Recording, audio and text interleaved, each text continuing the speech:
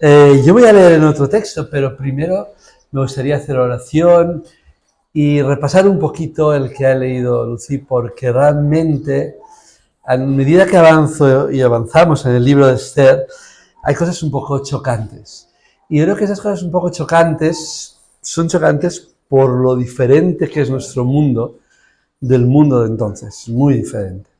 Vamos a orar al Señor. Yo, Padre, te quiero dar las gracias por esta comunidad, porque a pesar del tiempo que vivimos ahora, de verano, de temporada, los trabajos, todos, siempre hay muy buen ambiente, fidelidad. Señor, gracias por cada una de las personas que a pesar de lo duros que son muchos trabajos, pueden estar aquí hoy, tienen esa posibilidad, esa oportunidad que tú nos das a todos. Gracias, Señor, también por tener trabajos y tener un modo de vivir, y también gracias, Señor, para aquellas personas que sin estar aquí podrán tener la oportunidad de escuchar tu palabra si lo ven en YouTube. Gracias por esa oportunidad también actual que tenemos las iglesias de compartir a través de YouTube tu palabra. Te pido, Señor, que, como se ha dicho al principio, podamos todos, gracias a que hemos recibido tu Espíritu Santo, ser usados como testigos, como personas que dan testimonio aquí y en cualquier lugar, hasta lo último de la tierra, Señor. Que te lo pedimos en el bendito nombre de Jesús. Amén. Bueno, va un poco de esto, de ser testigos de Jesús, un poco lo que también le pasa a la reina Esther. Claro, diréis, no puede ser, porque estos son muchos siglos antes de Jesús, ella no puede dar testimonio de Jesús. Y sin embargo, yo me fijaba en los que tenía delante, no podía ver a los que tenía detrás. De hecho, la única cara que veía de frente, aparte de la lectora, era Miguel Ángel, y hizo así en un momento en que la Esther, la reina, dice por fin que bueno, que si he de perecer, que perezca, ¿no? Si he de morir, moriré, pero haré lo que creo que tengo que hacer.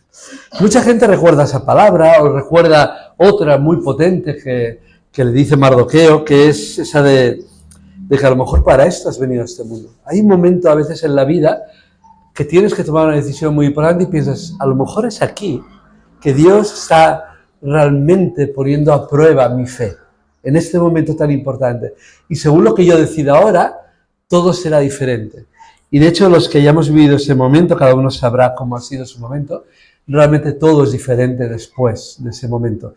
Y si hemos tomado la decisión que Dios quería, probablemente el amor y muchas cosas que solo vienen de Dios brillarán a nuestro alrededor, y si hemos tomado la decisión contraria a lo que Dios quería, pues también veremos las consecuencias.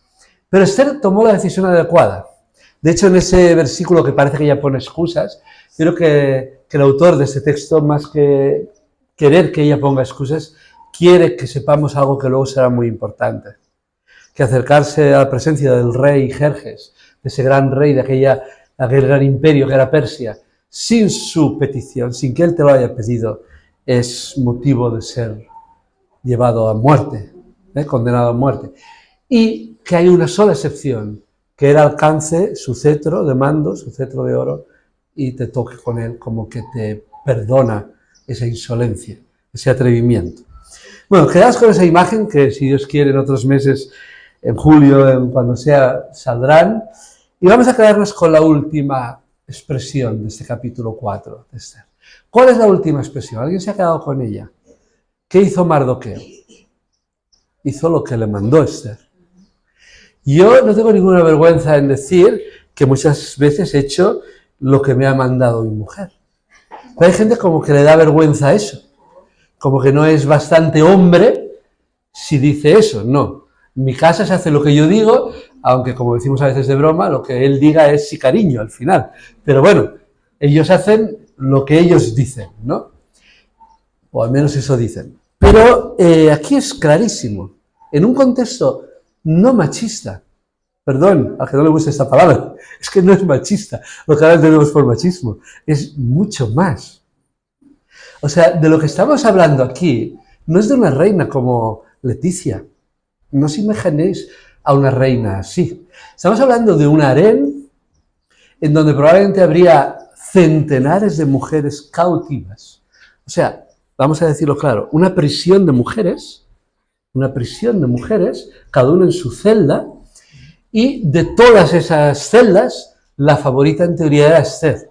En teoría era la favorita, por eso se llamaba la reina. Pero estaba en su celda, una celda un poco más grande, con unas ayudantes, etcétera, para que cuando el rey quisiera verla, que querer verla es querer acostarse con ella, no seamos ingenuos, solo era eso, no se quisiera hablar con ella de filosofía, era su harén, y entonces cuando él decía que quería ver a una mujer, ella la engalanaban, y iba, y ella dice que lleva 30 días sin pedir eso.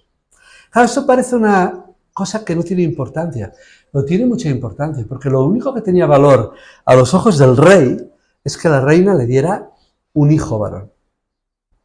Claro, si él iba cambiando de mujer en el harén, pues no siempre iba a producirse ese embarazo deseado, porque las mujeres tenéis unos días al mes que sois fértiles, pero no todos los días, con lo cual, si este señor, este rey tan importante, no llamaba a Esther en 30 días, y cuando luego la llamaba no era un día fértil, pues no la iba a dejar embarazada. Y si así iban pasando los meses, podía pasar toda su vida en esa cárcel y nunca darle un hijo al rey. Esta es la realidad. Eso es lo que le podía pasar a Esther. Pero es que Esther ya sabía las normas de esa cárcel, que si se acercaba al rey cuando no era llamada, entonces aún era peor, ejecución, muerte. Con lo cual, lo que le está pidiendo su queridísimo Mardoqueo es bastante arriesgado. Pero claro, es que la otra opción, ¿cuál es? Que mueran todos los judíos de Persia. ¿Sabéis lo que eso hubiera implicado? ¿Alguien lo ha pensado alguna vez? Que hubiera implicado que Amán se hubiera salido con la suya y que no en ese mes de Nisan, sino 12 meses después, en el mes 12, que ellos lo llaman mes de Adar, en Purim, que ahora es una fiesta para los judíos, pero entonces fue la suerte que cayó en ese día, todos los judíos de Persia hubieran sido llevados a las cámaras de gas, como prácticamente hizo Hitler. ¿Qué hubiera pasado? Nada. Hubiera todo seguido igual. ¿Quién reconstruyó el segundo templo? ¿Cómo se llamaba? Esdras. ¿De dónde vino Esdras? De Persia. ¿Con qué autoridad? Con la del rey de Persia.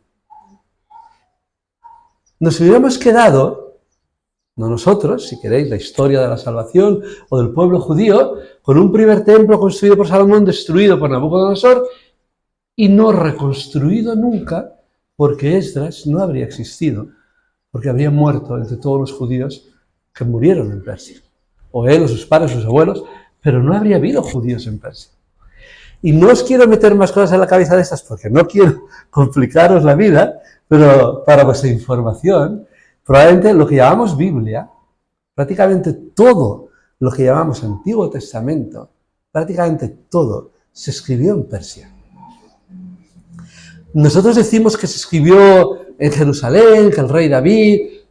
No me parece mal que lo penséis. Podéis pensar como queráis. Cada uno tiene, como predicaba muy bien otro fin de semana Miguel Ángel, lo bueno que tiene YouTube, que al irnos quitando los vendajes como a Lázaro, se nos caen cosas y a mí se me ha caído eso de que todo lo escribieron tal como me han dicho. Moisés escribió del primer versículo de Génesis al último de Deuteronomio, aunque allí diga que cuando Moisés murió hasta el día de hoy no ha habido otro como él y no sabemos dónde está enterrado, hasta eso lo escribió él.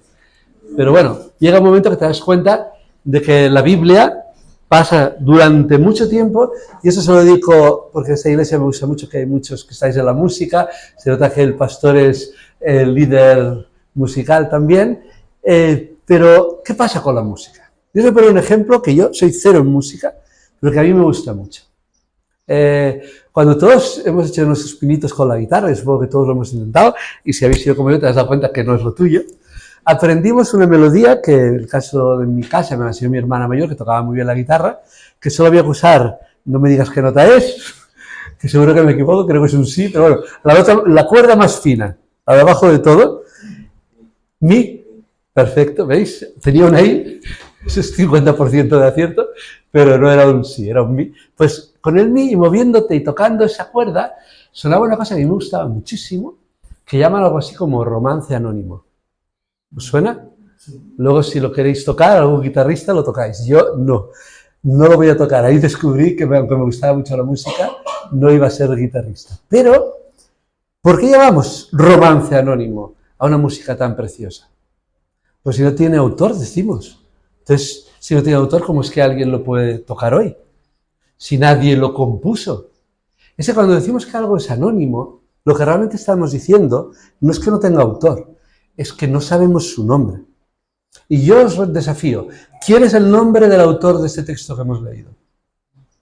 Decídmelo. Alguien que se atreva, no pasa nada. Decidlo en voz alta. ¿Esther escribió el libro de Esther? Pregunto, ¿Esther sabía escribir? Dudo mucho que hubiera recibido educación Esther. Pero bueno, si alguien quiere pensar que fue Esther, será la primera persona en el mundo mundial que cree que una mujer escribió el libro de Esther. Lo normal es que pensemos que fueron hombres, probablemente porque solo los hombres podían estudiar en esa época. Fijaos que talmidim, la palabra hebrea que dice discípulo, que hemos hablado, tú hablabas de ser amigos, ser discípulo, la palabra hebrea que usaba Jesús cuando hablaba con sus discípulos, y es que usó la palabra hebrea, talmidim, solo está en masculino. Ellos no tienen la palabra femenina, no tienen talmidot. Y nosotros, de hecho, tampoco decimos nunca discípulas, aunque lo podríamos decir porque en casi todas las iglesias hay más mujeres que hombres. Pero no hablamos de discípulas, casi nunca hablamos siempre de discípulos. Ellos hablan de talmidim, de discípulos. Pero estos que aprendían, y aún hoy en día las escuelas rabínicas solo pueden ir hombres, os recomiendo mucho una película de una mujer judía, famosa por lo bien que canta, Barbara Streisand, dedicada a su cultura judía, que se llama Yentl. ¿Alguien ha visto Yentl? ¿Sabéis de qué película hablo? Pues os la habéis perdido. Jun, no me digas que tú no has visto Yentl. ¡No! Me lo puedo creer. Deberes para el próximo mes que vuelva, al menos Jun tiene que haber visto Yentl, porque es muy cinéfila. Yentl es una película con unas canciones preciosas. Ir a YouTube, buscar canción Barbara Streisand Yentl, preciosas, canta súper bien.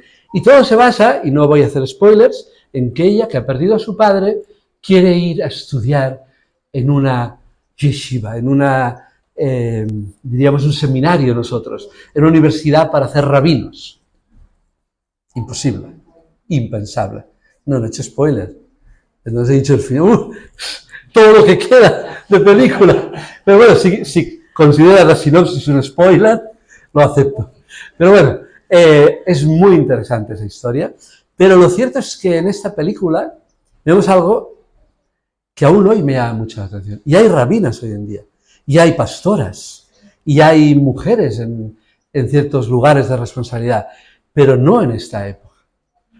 Y mucho menos una mujer que se atreviese a decir que yo voy a poner un libro mío en la Biblia, si Dios me da la inspiración, yo escribo y que me lo pongan en la Biblia. Bueno, voy a hacer aquí, de paréntesis, si queréis llamarlo spoiler, yo sí creo que hay creo que hay un libro en la Biblia que lo escribió una mujer, y no soy el único que lo piensa. Hay muchas mujeres que lo piensan, que saben mucho más que yo de la Biblia. ¿Alguien adivina cuál es? Débora es una mujer. Hebreos en el Nuevo Testamento podría haberlo escrito Priscila, lo acepto. Pero es un libro del Antiguo Testamento, me refería a la Biblia judía, que es más raro, los del Nuevo Testamento ya están más cerca de nosotros, y bueno, hay fragmentos que yo luego leeré en donde las mujeres ya tienen una presencia que no tuvieron prácticamente nunca antes, pero hay el libro que empieza con este versículo: ojalá él me besara con los besos de su boca. Si eso lo escribió un hombre, suena un poco raro, ¿o no? Ojalá él me besara con los besos de su boca. Si lo escribió un hombre, pero si lo escribió una mujer, suena mucho más lógico. Y de hecho la Sulamita es, en principio, la protagonista de ese libro. Pero bueno, efectivamente es el Cantar de los Cantares, pero el que no quiera pensar que lo escribió una mujer, pues estará en el 99% de la opinión evangélica del mundo. ¿Qué pasa con estos temas? Que sabemos que estos textos están escritos por hombres, en su inmensa mayoría, si no en su totalidad, y de repente nos dicen que Esther le dijo a Mardoqueo que ayunaran todos por ella durante 3 días con sus noches, y dice que Mardoqueo obedeció a la reina Esther. Claro, Vamos, antes de ir a la lectura del Nuevo Testamento, vamos a analizar un momento esto. Ella está en su prisión. Y aquí debo decir algo que no he dicho. Todos tenemos, de alguna manera, una prisión. Aunque no lo queramos reconocer. Yo que he estado muchos años yendo a la cárcel de voluntario a visitarles, me di cuenta de eso. Me di cuenta de qué verdad es cuando Jesús dice: si el Hijo no os libertare, no seréis verdaderamente libres. Hay mucha gente que no está encerrada en una celda, en un chabolo, que dicen ellos, en un centro penitenciario como el que hay en la carretera de San Luis a Mahón, pero vive en una prisión. Y la prisión puede ser su propia mente, que no para de darle vueltas a los mismos problemas en bucle sin salir de ellos. Puede ser tu propio trabajo y lo mal que te sientes en el trabajo, pero que no te ves capaz de cambiar de trabajo. Pueden ser muchas cosas, pero cada uno tiene su prisión. Cada uno que piense un poco de qué es prisionero o prisionera. Pero vamos a pensar en Esther ahora. Ella está en su prisión, pero decide que dentro de la prisión puede salvar a todos los judíos de Persia y cambiar la historia del pueblo judío. Y eso puede hacerlo, pero pide ayuda. Puede hacerlo si ellos ayunan 3 días y 3 noches por ella. Que ella también lo hará con sus compañeras de celda. Quedaos con esta mujer que ha pedido este mandato y suponemos que lo van a obedecer y van a ayunar y que ella va a ayunar y ya volveremos a ella otro mes. Y vamos, si queréis buscarlo, al capítulo 14 del Evangelio de Marcos. Mientras lo buscáis, Marcos es muy curioso. Yo soy especialmente fan de Juan, aunque mi primer gran evangelio, como para mucha gente, fue Mateo, porque es el que en las Biblias aparece el primero, y hice un estudio bíblico allí en su momento con unas personas que me ayudaron mucho y fue en Mateo donde descubrí muchas cosas, aunque Lucas... Sí, vamos a ver los primeros 9, no lo he dicho. Quedaos en el capítulo 14, el principio. Vamos a...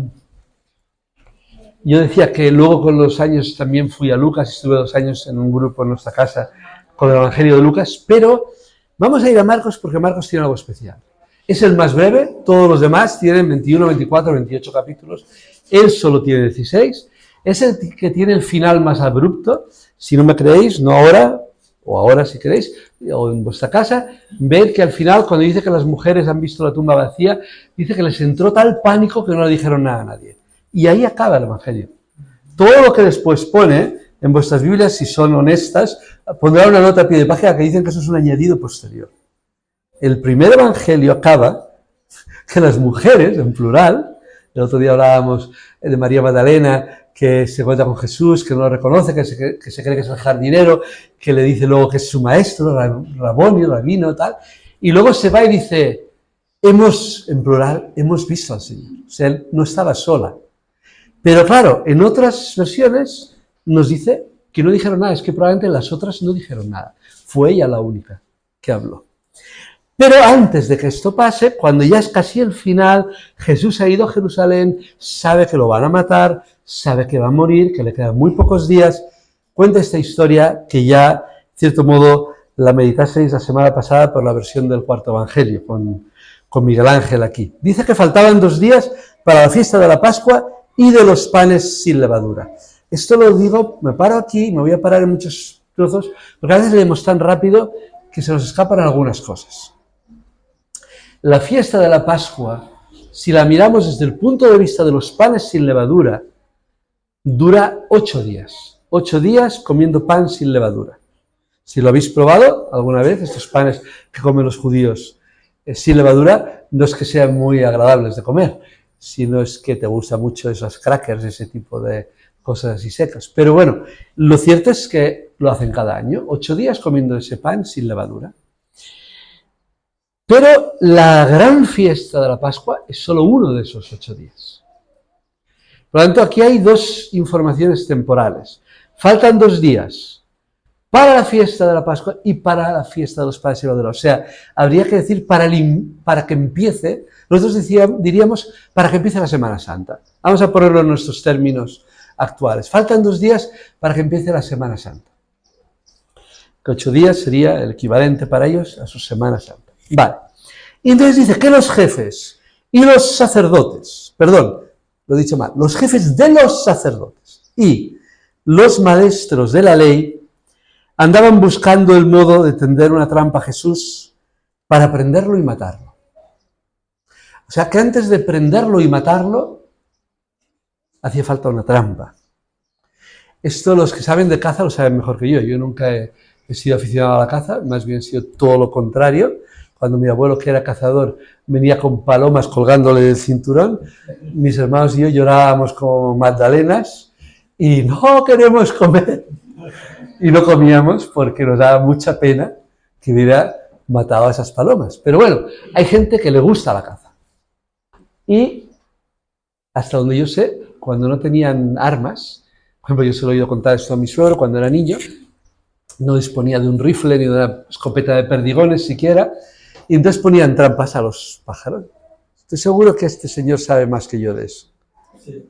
Tordos y tal, y redes y hilitos, y tirabais y los cogíais, ¿no? Ok, eso se estilaba mucho en Menorca, se ve.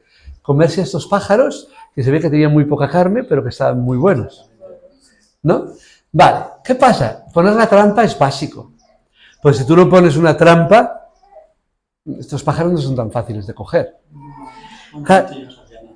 ¿Eh? Mi tío sabe más que yo. Tu tío sabía más, pero casi todo el mundo usaba trampas. No es lo mismo querer cazar pajaritos pequeños a perdigonadas que con trampas cogían más.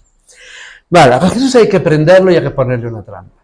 Aquí hago una pequeña alusión a algo que a mí me gusta mucho, pero no es el tema de ahora. Una de las trampas se la pusieron uno de los escribas. Aquí dice que estaban jefes de sacerdotes y maestros de la ley que eran escribas. Cuando decimos que un escriba le pregunta a Jesús, ¿cuál es lo más importante de la ley? Jesús contesta, Shema Israel, ¿no? Escucha Israel, amarás a tu Dios con todo tu corazón, con toda tu mente, con todas sus fuerzas. Y luego añade, y al prójimo como a ti mismo. Y el escriba le dice que lo ha contestado bien. Esa trampa no ha servido. Porque ha contestado bien. Jesús nunca fue pillado en no conocer la ley. En no conocer lo más importante de la ley. Todo lo que los demás creían que él se lo saltaba, él sabía lo que hacía. Lo conocía. Y si alguna vez parecía que se lo saltaba, realmente no se lo saltaba. Es que iba más allá de la ley, Jesús. Y él mismo lo decía, donde se os dice no matarás, no asesinarás a tu hermano, yo os digo no le insultéis a vuestro hermano, porque si le insultáis, de alguna manera ya lo estáis asesinando. O sea, Jesús iba más allá de la ley. Tanto no le podían pillar en ese tipo de trampas, pero le querían pillar. Y entonces Jesús, ¿qué hace? Va al templo. Durante esa semana de los panes sin levadura, va al templo cada día. En lugar de eludir las trampas, sería como un pajarito que supiera que las trampas están ahí y dijera, yo vuelvo hacia allí, a ver si me pillan. Realmente no lo pillaron en ninguna trampa, sino que él se entregó. Nosotros sabemos por los evangelios que él entregó su vida y él mismo dijo, yo estoy capacitado para entregarla y para volverla a tomar. Por lo tanto, lo hizo voluntariamente. Pero igualmente ellos decían para sí entre sí, pero no lo hagamos durante la fiesta, a fin de evitar la alteración del orden público. Entonces yo tengo una pregunta para vosotros. Para vosotros, ¿lo hicieron durante la fiesta o no? Porque de esa semana no pasó, Jesús murió. Y a los 3 días resucitó. Pero en esa semana murió. Fue colgado en una cruz. Entonces, ¿por qué ellos dicen, pero no lo hagamos durante la fiesta? Que no queremos alterar a las masas. Probablemente aquí deberíamos pensar en esto. Yo lo dejo para otro momento, tal vez para la Semana Santa del año que viene, si Dios me da vida, porque es muy interesante lo que estoy descubriendo aquí. La Semana Santa de Jesús no es como nosotros nos la imaginamos. Bueno, no es como yo me la imaginaba, es mucho más interesante. No es como nosotros la celebramos. Jueves, viernes, sábado, domingo, pim. No, son 8 días muy intensos. Pero bueno, vamos a hablar de esto que pasó antes. Ellos estaban preparando la trampa y entonces Jesús, ¿dónde estaba? ¿En Jerusalén? ¿Había entrado ya a Jerusalén? Cada uno verá en su Biblia lo que dice, pero lo que sí que dice, en el siguiente versículo que estoy leyendo yo, es que estaba en Betania. Y alguno va a decir, ¿va a volver a lo de Miguel Ángel la semana pasada? Sí, pero no, o casi, pero no igual. Vamos a ver qué pasaba en Betania. En la casa de un tal Simón. En el Evangelio Juan dice en la casa de Marta, María y de Lázaro. Aquí dice en la casa de un tal Simón, que si vais a Lucas capítulo 7, versículo 36 y siguientes, veréis que también Lucas, que ha leído a Marcos, habla de este Simón. ¿A quién llamaban el leproso? Para los que no tengáis problema, como me pasa a mí, hay gente que tiene problema. Y esto lo podéis meditar y hablar con quien queráis. Hay gente que es más problemática, por decirlo así. No pasa nada, cada uno es como es. En creer que en los 4 evangelios se nos narra el mismo acontecimiento cuando se habla de una mujer que hace esto, pues buscad información. Para mí es evidente que es lo mismo, luego os diré por qué. Pero para otros no, porque habla de nombres diferentes. Yo, por ejemplo, aquí dice que a ese Simón le llamaban el leproso, y cuando hablan de Marta, María y Lázaro que vivían juntos, yo pregunto, si 2 hermanas y un hermano viven juntos, ¿en qué casa viven? ¿En la de Marta, la de María o en la de Lázaro? A lo mejor es que viven en la de sus padres, ¿no? A lo mejor no es la casa de María, ni la casa de Marta, ni la casa de Lázaro, sino es la casa de su padre. Podría ser. Y si su padre era llamado el leproso, tenía una enfermedad grave. Ese apodo no se lo pones a uno que solo ha tenido un poco de fiebre, ¿no? Y si Lázaro había muerto, a lo mejor es que me había muerto de una enfermedad grave. Por lo cual no es imposible en absoluto que nos estén hablando de la misma casa, en la misma ciudad de Betania, de la misma mujer, de los mismos hermanos, aunque no nos digan los nombres exactamente igual, porque cada uno cuenta la fiesta según le ha ido en ella. Lucas, que no estuvo allí, que conoció a Pablo, que ni siquiera Pablo había conocido en persona a Jesús, te la cuenta de una manera. Marcos, que tampoco se sabe que estuviera allí, aunque pudo estar allí, porque probablemente Juan Marcos vivía en Jerusalén, pudo estar allí, puede ser que te la cuente de otra manera. Dice así, que mientras se hallaba sentado a la mesa Jesús, llegó una mujer que llevaba un frasco de alabastro con un perfume de nardo auténtico y muy valioso. Todo esto es demasiada coincidencia. Perdonadme, el frasco, el nardo, que era valiosísimo. Todo es demasiada coincidencia para ser 2 casos distintos en la misma ciudad pocos días antes de morir Jesús. Pero bueno, cada uno que interprete lo que quiera. Vamos a decir 2 cosas que no dije en su momento cuando hablé de esta historia. 2 cosas que cuanto más lo pienso, más me importan. El alabastro, no sé si tenéis imagen de lo que es el alabastro. Yo, como hice Bellas Artes, me tocó estudiar historia del arte. Historia del arte implica historia de la arquitectura, y muchas esculturas son hechas sobre un mármol especial llamado alabastro. El alabastro se usaba muchas veces en esculturas que querían que fueran translúcidas. El alabastro deja pasar un poco de luz a través. Por lo tanto, si lo usaban para un frasco, era porque era muy caro. El alabastro es como un mármol carísimo, labrado para contener este perfume, pero que dejara pasar la luz. O sea, que tú podías ver si esta mujer llegaba allí con el perfume ya casi vacío, en plan, lo rompo aquí como si hubiera hecho un gran alarde de derroche de perfume, pero me quedaba al final un culín de nardo, ¿no? O si estaba lleno, porque el alabastro te permitía ver a través. Y dice que estaba lleno, que veían que estaba lleno, y que además todo se llenó del perfume. Dice que rompió el frasco y vertió el perfume sobre la cabeza de Jesús. Y aquí veo que no lo dice, pero en el que leímos de Juan sí que dice que todo se llenó de perfume, y seguro que se llenó. Yo no soy un experto en perfume, 0, menos aún que en música. Pero cuando era adolescente leí un libro que entonces se hizo muy famoso. Antes os he puesto a prueba con una peli, ahora con una novela. ¿Quién ha leído El perfume? Ah, bien. Ahora 2. Hay una así como diciendo, esta vez sí. El perfume. Y Gloria no levanta la mano, pero yo sé que lo ha leído. Y más gente a lo mejor. El perfume de Patrick Saskin, ¿lo habéis leído? A mí me fascinó ese libro. Os lo digo en serio. Yo soy un malísimo lector de novelas, me cansa. Pero cuando empecé a leer ese libro sobre perfume, y empecé a leer todo lo que decía de ese mundo de los perfumes, y dije, pero es que llegó un momento que hasta tenía aturdido aquí el sentido del olfato. Digo, a ver, si estoy leyendo, si yo no estoy oliendo nada, pero te hacía tanto pensar en la cantidad diferentes de olores que hay, que llegaba un momento que parecía que te dolía aquí la nariz de pensar en todos esos olores, aunque él dice una frase muy buena, el protagonista, Jean-Baptiste Grenouille. Si no os gusta leer, os recomiendo la película, que es mucho más heavy, porque al final es un thriller de crímenes, no digo más, que no me digan que hago spoiler. Se llama igual El perfume, pero en la peli se queda más uno con la parte de thriller, de eso, ¿no? Pero en el libro te quedas más con el tema de los perfumes, de los olores, que en el cine tampoco los hueles, porque si escucháis bien esta frase que dice el protagonista, veréis que a nadie le va a interesar que en los cines huela, porque si estáis viendo CSI o yo qué sé, un forense haciendo allí el análisis de un cadáver y tenéis que oler lo que huele, pues a nadie le interesa que huela el cine, ¿no? Pero en ese libro llega un momento que hueles todo y entonces él quiere ser perfumista, va a la casa de un muy reputado en París, ¿no? De uno que hacía perfumes muy famoso en París, dice, yo quiero dedicarme a esto, y dice, pero tú qué sabes de olores, tú distingues algunos olores, y dice, miles o millones, no sé qué dice, yo soy capaz de reconocer miles de olores. Y le dice el otro, pues ya vamos mal. Dice, porque apenas hay unos pocos olores, todo lo demás son hedores. ¿Captáis el juego de palabras? El perfumista le dice, hay unas pocas cosas que huelen bien en el mundo, flores, etcétera. Casi todo lo demás son malos olores. Si tú reconoces miles, no son miles de perfumes, son miles, la mayoría son hedores, malos olores. Pero bueno, para que quiera que lo lea también.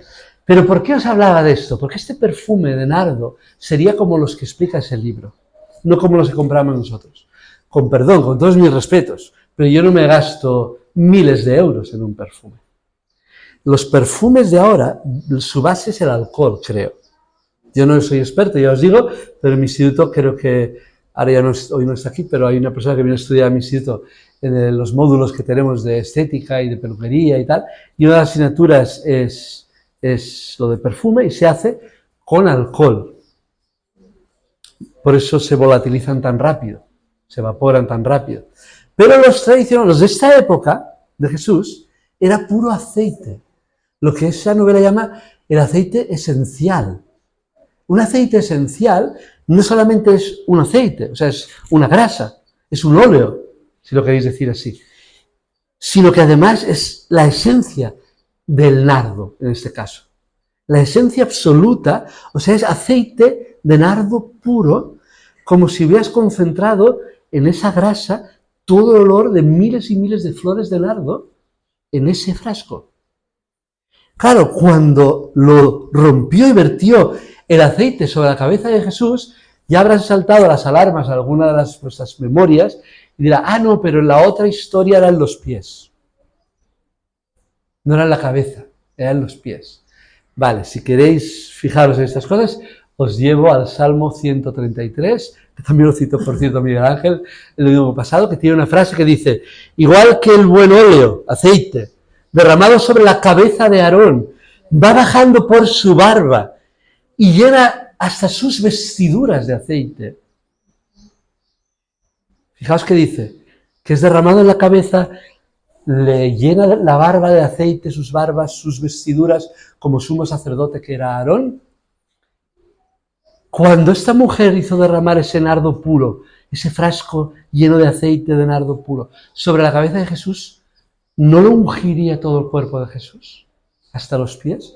Pero dice luego Jesús, ella ha ungido mi cuerpo, no en este texto del de Juan, para la sepultura. No dice ha ungido mi cabeza, dice mi cuerpo. No dice mis pies, dice mi cuerpo. Porque decir cabeza y decir pies es decir los extremos del cuerpo. Ese perfume fue de la cabeza hasta los pies de Jesús. Y que luego ella por respeto llorase sobre sus pies, se los secase con los cabellos, no significa que no lo derramara sobre la cabeza. Y sigo. Molestos por ello, suena en el otro evangelio a Judas ahí indignadísimo. Algunos comentaban entre sí, ¿a qué viene el derroche de este perfume? ¿Podía haberse vendido este perfume por más de 300 denarios?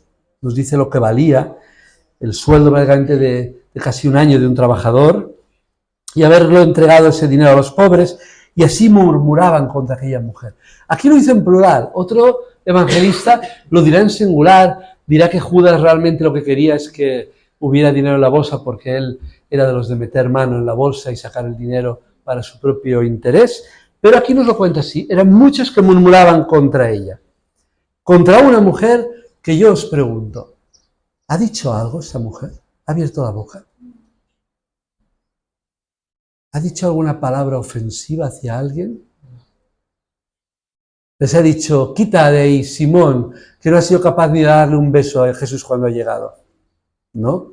Se lo podía haber echado en cara, porque Jesús se lo echó en cara a Jesús. Ella no ha dicho nada. Ella ha cogido su frasco de alabastro, lo ha roto, lo ha derramado el perfume sobre la cabeza de Jesús, y Jesús sale en su defensa, como en el otro evangelio, y dice, dejadla. ¿Por qué la molestáis?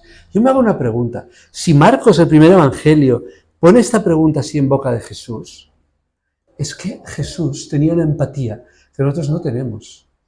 Él sabía que la estaban molestando. Él sabía que eso no era un tema de que estuvieran preocupadísimos por los pobres. Estaban faltándole a ella el respeto.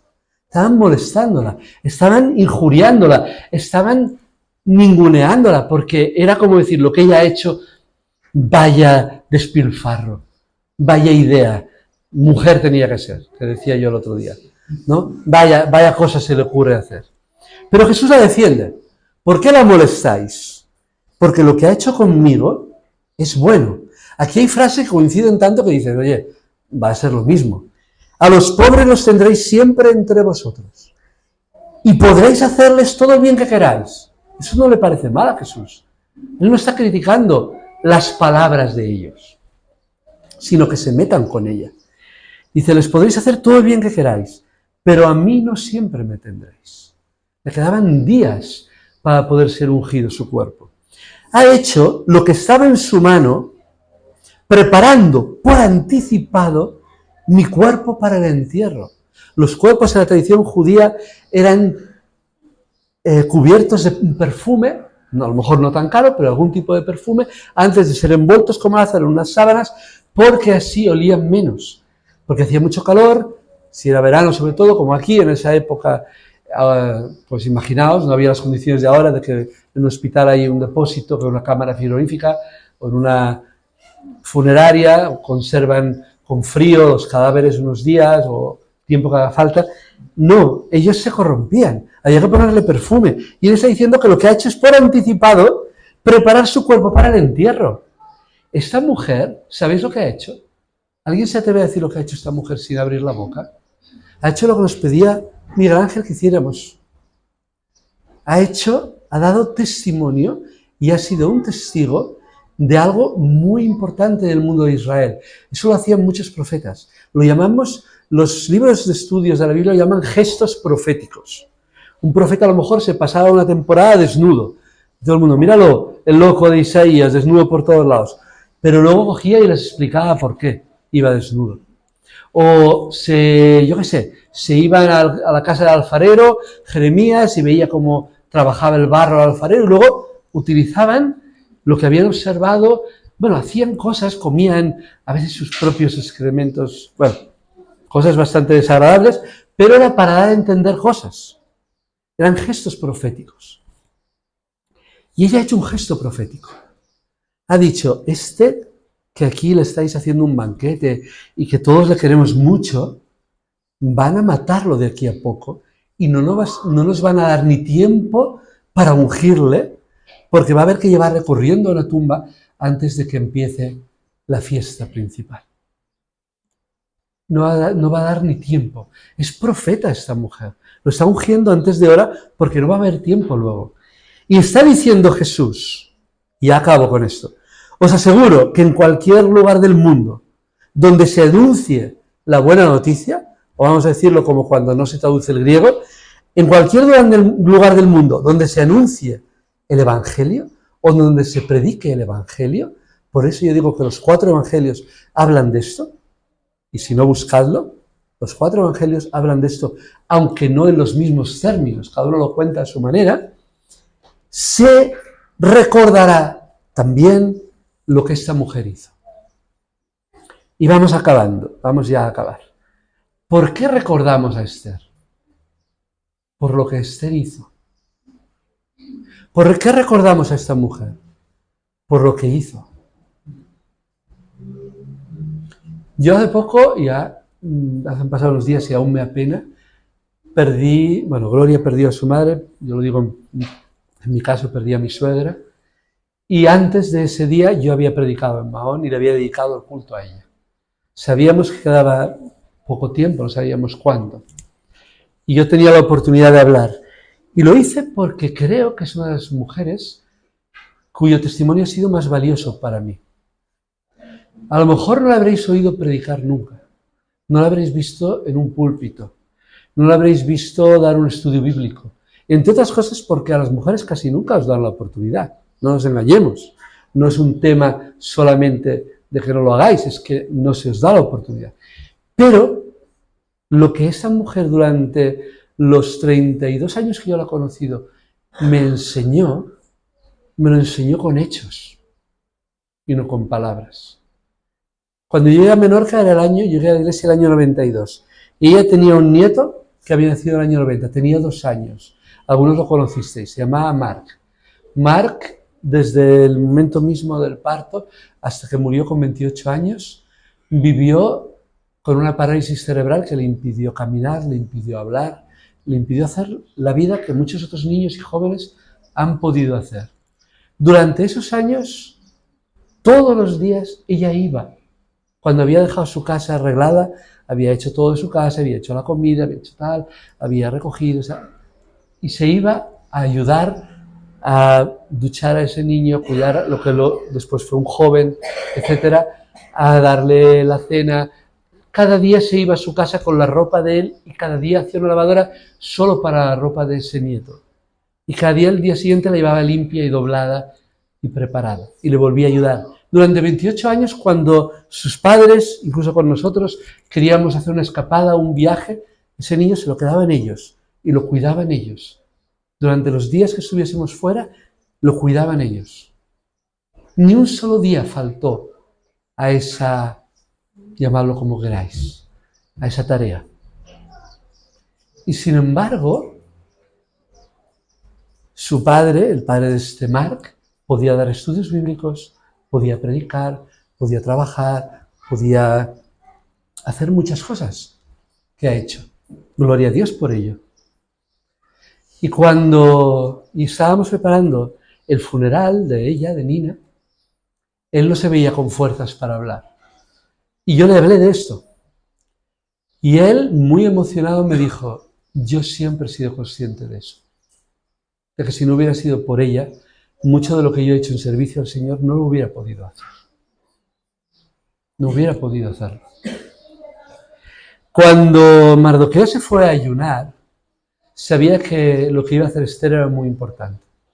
Iba a poner su vida en peligro, iba a arriesgar su propia vida por salvar a su pueblo.